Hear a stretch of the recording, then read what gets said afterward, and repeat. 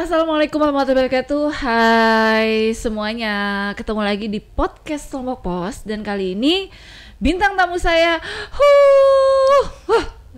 seneng banget ya. Saking senengnya tuh kayak gimana ya, soalnya kesibukannya luar biasa. Saya ada Ibu Ketua GOW dan sekaligus juga istri Wakil Wali Kota Mataram, Umi Hajah Waridah. Assalamualaikum Umi. Waalaikumsalam warahmatullahi wabarakatuh. Umi sehat?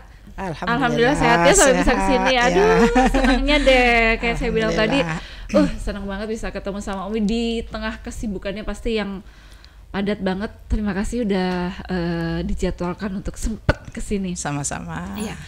Kesibukannya apa nih Umi? Banyak sekali Udah sibuk banget. Sibuk banget. Kalau berbicara kesibukan banyak sekali, tapi ini sudah terjadwal. Kemarin sempat tertunda tergitu juga karena ada sesuatu dan lain hal yang tidak bisa ditinggalkan. Iya, tidak bisa ditinggalkan. Betul. Nah, untuk saat ini lagi fokus sibuknya di apakah di GOW atau sebagai ibu atau apa nih Mi? Atau dua-duanya balance jalan? Iya, terutama sih fokus sekali karena Umi termasuk bukan hanya sebagai ketua GUW, sebagai ketua majelis juga. Jadi semua majelis kami aktifkan dan sangat sekali sibuk dengan kegiatan-kegiatan di organisasi tersebut.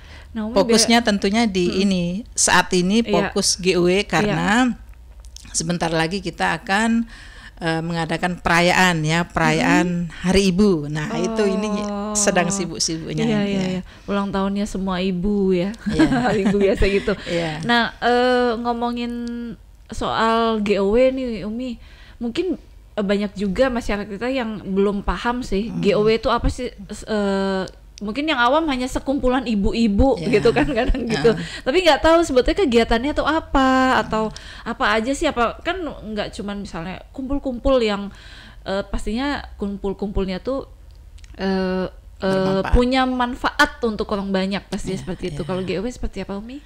Baik, GOW adalah gabungan organisasi wanita ya Kota Mataram, yang mana di GOW kita tergabung 27 organisasi perempuan di situ tergabung.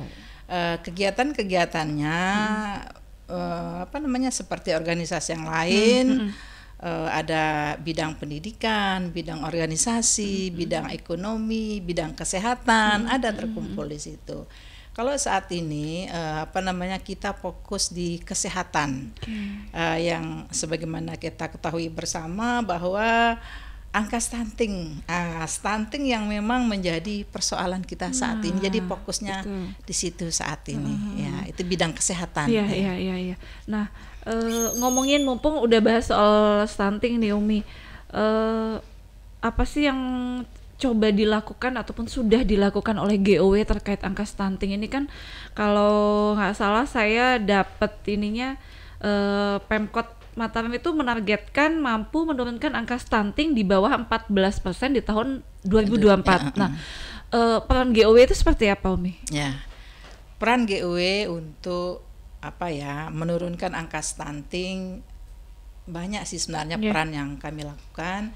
Di antaranya pertama sekali ya di bidang kesehatan, kami berkunjung ke sekolah-sekolah. Di sana ada pemberian tablet tambah darah, yang mana yang menjadi target kita adalah remaja. Remaja ini yang nggak boleh anemia ya ini yang bakal cikal bakal seorang ibu ya. Jadi itu yang pertama. Yang kedua, kita ada pemeriksaan reproduksi ada juga di GOW. Kita juga ada pelatihan bagaimana seorang remaja itu harus siap reproduksinya.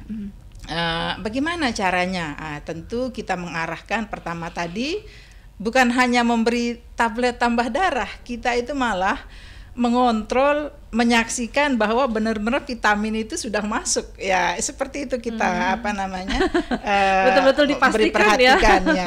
Ini kami bekerja sama dengan DWP dan PKK Kota Mataram untuk bersama-sama. Ini nggak bisa kerja satu organisasi, melainkan harus dengan banyak organisasi kita berbuat. Itu yang kedua ya. Yang ketiga, ada juga di ini stunting ini kami bekerja sama dengan PPI, Pita Putih Indonesia. Nah, kebetulan Umi juga ketuanya di kota ya. Itu kumpulan para dokter juga di situ. Nah, ini kami bekerja sama juga dengan PPI Provinsi Nusa Tenggara Barat membentuk dapur stunting. Nah, ini dapur stunting ini mengumpulkan, kami kemarin targetnya di Kelurahan Taman ya, di Kelurahan Taman, tepatnya di Kecamatan Mataram. Nah, ini kami mendampingi para kader memasak. Nah, ini kita lihat perkembangannya 3 bulan. Bahkan dari PPI itu sendiri memberikan bantuan berupa telur, berupa ikan dan lain sebagainya, dan mengawal dapur stunting tersebut. Upayanya adalah dalam sehari itu membawakan makanan kepada keluarga yang terkena stunting. Itu dipastikan juga bahwa anak ini memang makan dari dapur PPI tersebut. Wow. Itu dan itu pasti menunya memang sudah standarisasi kesehatan itu ya Mia? Jelas, karena kami selain ini ada OPD terkait kami libatkan, baik itu dari Dikes, Dinas Kesehatan, juga semua pokoknya ini ahli gizi juga sudah ada situ, kita gotong royong ya benar sekali.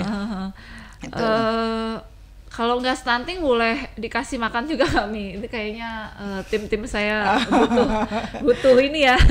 Kayaknya pada sehat-sehat, ini nggak stunting. Sehat kayaknya. Sehat semua kayaknya ya. Tapi nih ngomongin stunting ini memang agak sedikit gemes sih ya akhir-akhir. Maksudnya sebetulnya apa sih yang mesti dilakukan orang tua muda atau masyarakat kita supaya anak-anaknya itu tumbuh dengan sehat, nggak stunting? Karena balik lagi nanti ada aja omongan, kan kita nggak punya uang, padahal kan nggak melulu soal makanan yang mahal ya Mia. Sebetulnya yang seperti apa sih? Apa yang mesti dilakukan orang tua? Jadi yang dilakukan orang tua sebenarnya nggak mesti yang mahal ya. Contoh misalnya yang stunting ini kan ikan nggak begitu mahal, kita misal kita bikin kolam di rumah yang kecil, yang punya box kecil bisa dengan itu, terus sayur-sayuran misalnya telur. Nah, bagaimana upaya misalnya biar pencegahan stunting ini untuk anak-anak yang remaja seperti tadi, pil minum vitamin tambah darah. Kan biasa kan anak-anak sekarang suka diet nih ya. Nah, diet ini sebenarnya nanti sering pusing, anemia. Nah, ini yang darah ini yang penurunan ya. Nah, ini sebenarnya nggak boleh terjadi kepada anak remaja kita. Sementara ini berbanding terbalik dengan situasi yang kita hadapi dengan anak-anak nggak mau gemuk lah, nggak mau, padahal perlu nutrisi, perlu sayur, perlu susu dan lain sebagainya. Nah, ini sebenarnya menjadi ini kita gampang sebenarnya, seperti yang balik tadi bahwa bagaimana seorang ibu itu siap dalam arti tidak mesti mahal. Tidak mesti mahal, pintar mengolah makanan jadi menarik kan, seperti itu kan. Betul. Jadi tidak monoton. Nah itu ya, terutama nih buat ABG yang diet asal-asalan, waduh nggak usah deh, abaikan dulu. Gemuk itu seksi ya, jadi padahal takut dibully nih. Gendut dikit udah kebully deh. Nah kita kembali ke GOW nih Mi. Sebetulnya kalau ini kan kumpulan organisasi ya, ada berapa banyak sih? Berarti nggak cuman 1-2 aja kan? Berarti segitu banyak. Ada berapa banyak nih organisasi? 27 organisasi yang terkumpul di GOW. Diantaranya ada DWP, ada ini IWAPI, Moms Hijab, ada Aisyah, ada apa namanya BKMT, ada Al Hidayah, pokoknya banyak sekali. Ada ini apa namanya wanita Kristen, wanita Hindu, wanita Buddha masuk juga di situ. Jadi sebegitu kompleksnya ya, maksudnya semua organisasi entah itu keagamaan, nasional ataupun apa semuanya gabung di situ ya. Gabung di situ di GW. Pertanyaannya Mi, susah nggak memanage sekian banyak organisasi, apalagi ibu-ibu kan? Kalau netizen suka bilang ibu-ibu tuh paling susah dikasih tahu, paling susah diatur kayak gitu. Tapi sebetulnya memanage semuanya untuk punya satu visi misi yang sama dengan beragam background organisasi itu susah nggak Mi? Gimana ya kalau bilang susah? Ya ada susahnya, ya pasti ada. Maksudnya begini, apa namanya? Setiap profesi atau apapun itu pasti ada enaknya, ada enggak enaknya kan di situ. Nah, bagaimana misalnya kita sebagai ketua organisasi lebih merangkul mungkin bagaimana melibatkan organisasi yang 27 ini untuk terlibat. Nah, mungkin rasa diperhatikan, rasa apa namanya tetap diberikan kesempatan untuk kumpul-kumpul, untuk apa ya, berbagi untuk orang-orang di Kota Mataram. Nah, jadi disitulah keindahannya terasa, walaupun ada aja sih permasalahan di apapun itu, tapi ketika sudah kumpul, sudah apa namanya, sudah satu program terselesaikan dengan baik, nah disitulah timbul kesenangan, kegembiraan dengan ibu-ibu yang sudah melakukan tugasnya dengan baik, saya kira itu tapi intinya sih sepanjang itu masih memiliki visi dan misi yang sama, insya Allah semuanya bisa jalan dengan baik ya. Prosesnya ya biasa lah ya, ada debat, ada beda pendapat gitu kan. Tapi gimana goalsnya bisa tercapai, itu sih yang paling pentingnya. Iya, benar. Kemudian kan ini untuk sepanjang Umi menjadi ketua GOW ini apa saja yang sudah dilakukan oleh GOW, yang sudah dicapai oleh GOW selain persoalan stunting? Ya, apa yang dicapai GOW ya, salah satunya adalah kita di GOW itu ada apa ya, kerja tahunan namanya ya, ada jangka panjang, jangka pendeknya ada di situ. Nah, jangka panjangnya adalah seperti pemberian bansos di dalam setahun itu 2 kali. Nah, 2 kali itu kami tentukan per kelurahan pemberian bantuannya. Kami juga selain memberikan bantuan kepada Muslim, non Muslim pun dapat lintas agama, kami berusaha membagi bansos tersebut sehingga mereka yang tergabung di organisasi ini merasa diperhatikan, walaupun jumlahnya tidak besar, tetapi karena rasa perhatian itu terasa lebih dekat, saya kira seperti itu.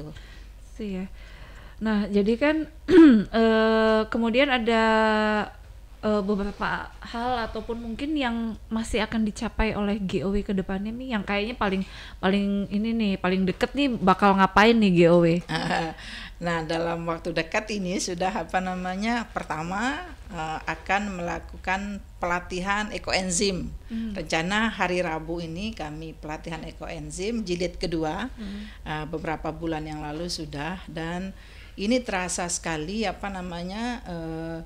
ekoenzim sebagaimana kita ketahui manfaatnya, sangat dirasakan manfaatnya di kalangan wanita yang suka berkebun, suka sekedar berkebun, memanfaatkan pekarangan.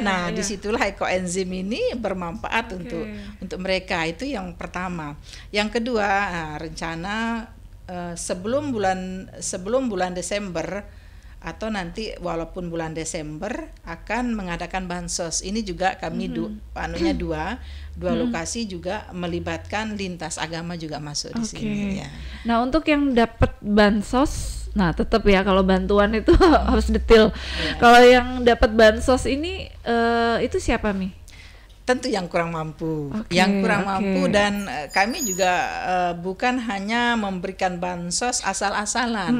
Jadi kami mencari data dulu, data, nanti kelurahan yang memberikan data tersebut, dan ada KTP-nya juga sebagai tanda atau sebagai bukti bahwa mereka ini kurang mampu, jadi pantas untuk mendapat bantuan. Gitu. Iya, soalnya sekalian curhat sih Mi, banyak juga yang ngomong kalau yang dapat bantuan bukan hanya itu aja. Kalau itu aja, kalau memang dia membutuhkan, kenapa tidak gitu kan? Tapi itu aja dalam artian misalnya dia masih keluarga kepala lingkungan atau kepala desa atau atau RT-nya atau seperti itu sih Mi, untuk mengatasi itu ketakutan itu, padahal kan supaya niatnya GOW bantuan itu tepat sasaran kan, seperti itu. Untuk menghindari hal seperti itu gimana Mi? Seperti tadi kita dari GOW turun dulu, misal kecamatan mana loh yang kita tuju misalnya kita tunjuk Sandubaya. Nah, nanti beberapa utusan GOW akan melihat data yang diberikan. Selain itu nanti akan dikoreksi juga, nanti mana yang layak dan mana yang tidak layak. Jadi ada seperti itu. Ada proses penilaiannya juga ya. Ada juga kemarin Mbak ya, kita ada memberikan bantuan dari GOW ini untuk anak-anak yang putus sekolah. Kami data dulu, setelah data nanti kami periksa data ini benar apa enggak yang masuk di kami. Nah, setelah itu kemarin alhamdulillah kami mengumpulkan sekitar 100 baru 100 lah. Walaupun kecil tapi kami ada usaha untuk merangkul mereka. Nah, itu bantuan yang kami berikan untuk anak-anak yang akan mau melanjutkan sekolah, memberikan alat-alat sekolah. Ya, seperti itu. Ya, itu. Setidaknya itu bisa jadi motivasi sih. Maksudnya dalam artian angka putus sekolah ini kita nggak bisa tutup mata juga, ini masih di depan mata itu jadi persoalan juga sih sejak dulu kan, memang seperti itu. Dan setidaknya dengan bantuan ini seperti Umi bilang, walaupun kecil itu sebagai penyemangat bahwa saya mereka mau tinggal mungkin menumbuhkan kesadaran orang tuanya kali ya, supaya semangatin anaknya buat sekolah gitu kan. Nah, sebagai ibu, sebagai ketua GOW, sebagai pemimpin juga di kota ini, mungkin Umi bisa infoin ke masyarakat kita, pendidikan itu sepenting apa sih, pendidikan gitu kan. Perempuan itu kenapa perempuan itu harus sekolah gitu kan. Kadang-kadang kan udah ini nggak usah sekolah karena kamu perempuan, bisa kan, masih ada saya temukan seperti itu. Nah, kalau menurut Umi mungkin bisa dikasih masukan masyarakat kita, kenapa perempuan itu harus sekolah?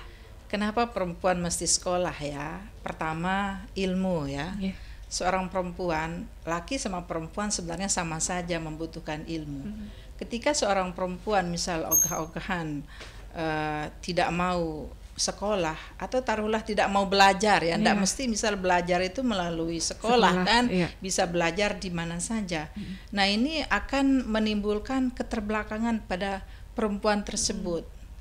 Ketika misalnya seorang perempuan yang ogah-ogahan belajar, ogah-ogahan mengikuti pendidikan, ketika memasuki sebuah bahtera rumah tangga, nah disinilah mereka merasakan, ternyata seorang perempuan itu punya ilmu untuk mendidik anak.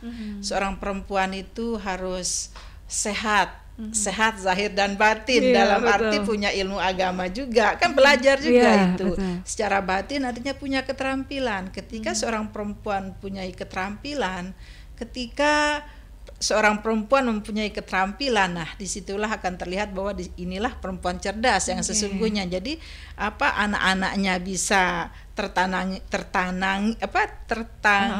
dengan baik, dan pendidikan anak-anaknya juga akan baik pula ketika seorang perempuan sudah siap pendidikannya. Saya kira seperti itu ya.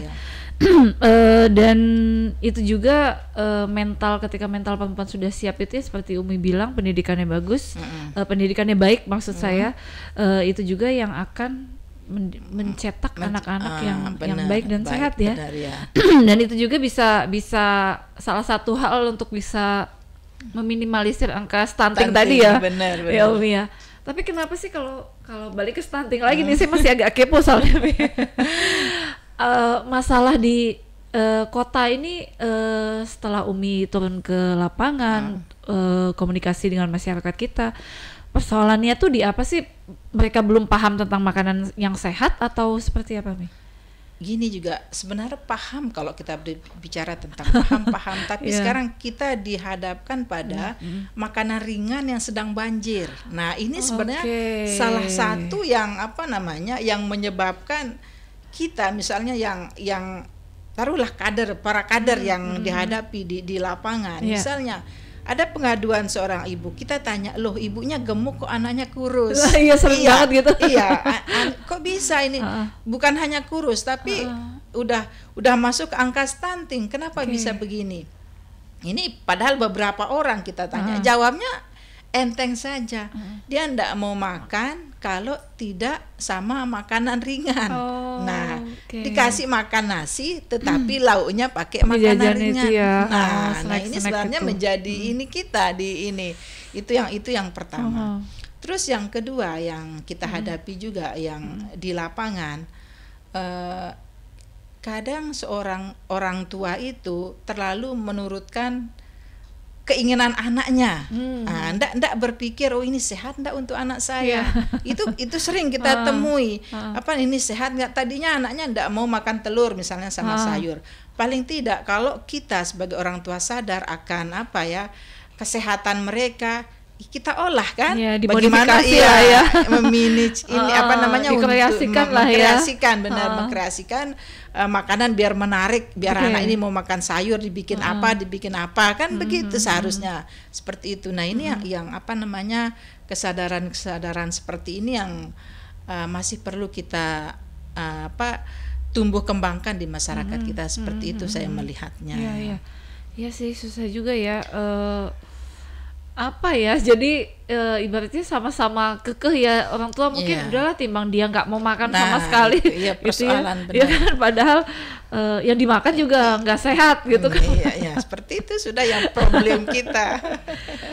Nah kalau sudah begitu sebaiknya orang tua gimana, Mi? Apakah ya udahlah ya itu tadi ya pola ketimbang nggak ada yang masuk untuk dimakan, belum lagi minumannya. Iya, minuman benar. Minumannya yang semakin lama semakin kalau kita lihat udah mulai makin nggak sehat aja kan, jenis minumannya macam-macam dah gitu kan, dengan harga yang sangat terjangkau gitu kan. Nah kalau menurut Umi sebagai orang tua kita mesti ikutin aja ketimbang itu tadi nggak makan atau udah nggak apa-apa diomelin, yang penting sehat gitu, apa gimana, Mi? Mungkin upaya kita di pemerintah kota tetap kita memberikan edukasi kepada masyarakat bahwa hidup sehat itu sangat penting, karena anak-anak kita merupakan pemimpin masa depan. Itu yang pertama ya. Jadi pemimpin sekarang ini sudah nggak mungkin 15 atau 20 tahun akan memimpin. Anak-anak sekarang ini justru akan menjadi pemimpin. Itu yang pertama, tetap kita edukasi pada masyarakat bahwa hidup sehat itu nggak mesti mahal. Sayur kan sekarang sayur kelor ini ada di mana-mana kan, tinggal petik tinggal petik dan murah, gampang ditanam di pekarangan, bisa cepat tumbuh kan, seperti itu. Tetap edukasi kita ini mendampingi mereka, walaupun misal saat ini taruhlah kesadaran mungkin belum dari orang tua mereka bahwa makan ringan di sekitar yang dimakan sama anak-anak itu juga nggak baik, tetap kita pendampingan pada mereka. Ya. Nah ini kalau dilihat kan ada beberapa wilayah ya ataupun kecamatan yang angka stuntingnya juga lumayan tinggi dibanding yang lain ya. Salah satunya di wilayahnya Lombok juga. Iya benar. Aduh, jadi PR-nya kita juga nih sebagai media kan juga kita harus support ya. Itu kenapa ya, masalahnya ada di mana sih, Mi, untuk yang wilayah yang kayak misalnya Sandubaya contohnya, angka stunting masih tinggi? Apakah karena dia terdatanya lebih banyak, maksudnya yang ini, atau memang kondisinya seperti apa, Mi? Sebenarnya begini ya, kalau berbicara stunting ini, pertama kesadaran orang tua, itu pertama. Kedua, kenapa bisa kadang sudah turun angka stunting tiba-tiba naik? Iya, betul. Ada sudah enak kita ngelihatnya, nanti naik lagi. Nah, apa persoalannya? Pertama, ini berdasarkan analisa analisa teman-teman, bahwa pertama kesadaran masyarakat yang kurang begitu mempercayakan anak-anaknya untuk datang ke posyandu. Ini yang pertama yang berdasarkan analisa. Yang kedua, alat ukur yang digunakan oleh para kader belum memenuhi standar yang kita pakai. Itu yang kedua. Terus yang ketiga, kembali kesadaran orang tua. Kesadaran orang tua artinya lebih ikut apa mau anaknya ketimbang mempertimbangkan kesehatan anaknya. Nah, ini yang dilihat di lapangan. Terus yang keempat, kita biasanya kan dalam turun ke lapangan itu biasa membawa telur.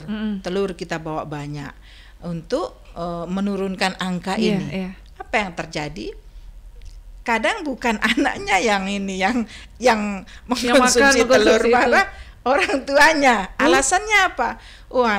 Anak kita telur terus dikasih. Nah, itu memang permasalahan yang bikin kita ini sebenarnya ketawa. Jadi kasih bantuan orang tuanya jadinya. Ya, telur aja kita dikasih, Bu, katanya.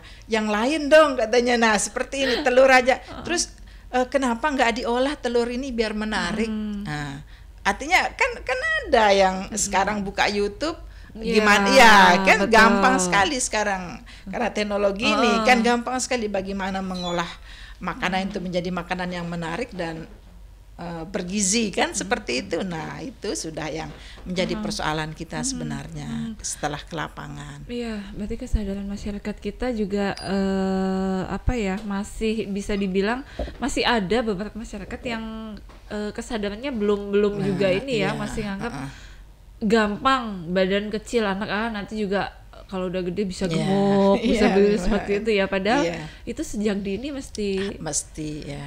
Efeknya kalau anak tetap stunting itu apa sih, Mi?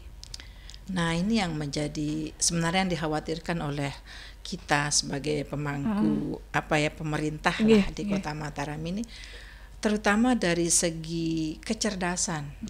Ini pertama keterlambatan perkembangannya, ini yang pertama. Akan lama kelamaan anak ini akan mengecil terus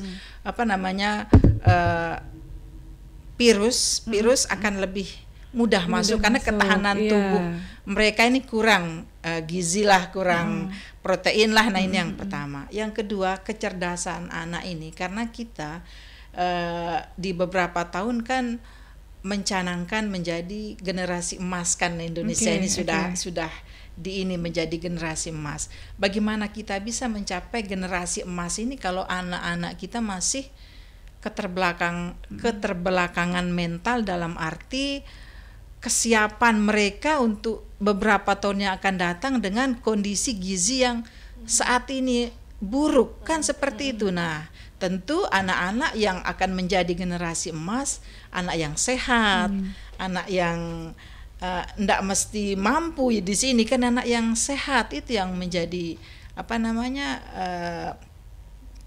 target pemerintah, bagaimana anak-anak Kota Mataram ini sehat. Itu sebenarnya yang kita harapkan dan kita inginkan gitu. Mungkin ini juga bisa jadi masukan juga ya buat masyarakat kita, bahwasanya jangan mengabaikan soal stunting itu. Kelihatannya sepele.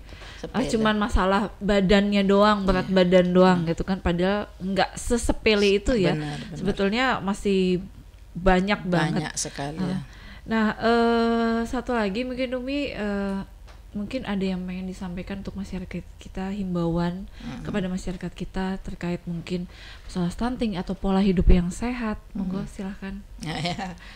Baik, saya sampaikan pada seluruh pendengar ya, sesungguhnya sehat itu indah ya, sehat itu indah, sehat itu tidak mesti mahal. Manfaatkan pekarangan dengan baik, tanam sayur yang mudah tumbuh dengan subur. Dengan kita sadar akan kesehatan, insya Allah anak-anak kita akan menjadi anak yang cerdas. Saya kira itu ya. Terima kasih. Tuh ya, jangan malas makan sayur, sehat nggak berarti mahal, ya kan ya, sehat nggak berarti mahal, nggak berarti kita harus makan ayam, daging, ya kayak begitu-gitu. Padahal kita tinggal memetik apa yang ada di halaman, misalnya gitu. Kalau belum tanam dari sekarang. Iya, betul. Dan menggunakan handphonenya ibu-ibu jangan hanya untuk nonton Korea ya. Pergunakan untuk mencari makan. Pergunakan untuk mencari menu makanan anak-anaknya, ya kan? Jadi yang sehat kan baik banget. Misalnya pengolahan, diapain lagi ya? Supaya nggak itu aja. Dibikin bentuk yang lucu-lucu, gitu kan udah banyak banget tuh. TikTok ada. Kemudian di YouTube juga ada. Jadi pergunakan medsos dengan baik, ya kan? Benar sekali. Supaya kedepannya kita bisa Indonesia sehat, Kota Mataram juga anak-anaknya cerdas dan sehat. Amin. Oke Umi, terima kasih atas waktunya. Kapan-kapan mention lagi. Saya masih banyak kepo sebetulnya soal stunting dan yang lain-lain. Jadi mungkin next kita bisa ketemu lagi Umi. Mudah-mudahan bisa dijadwalkan untuk ngobrol lagi di sini.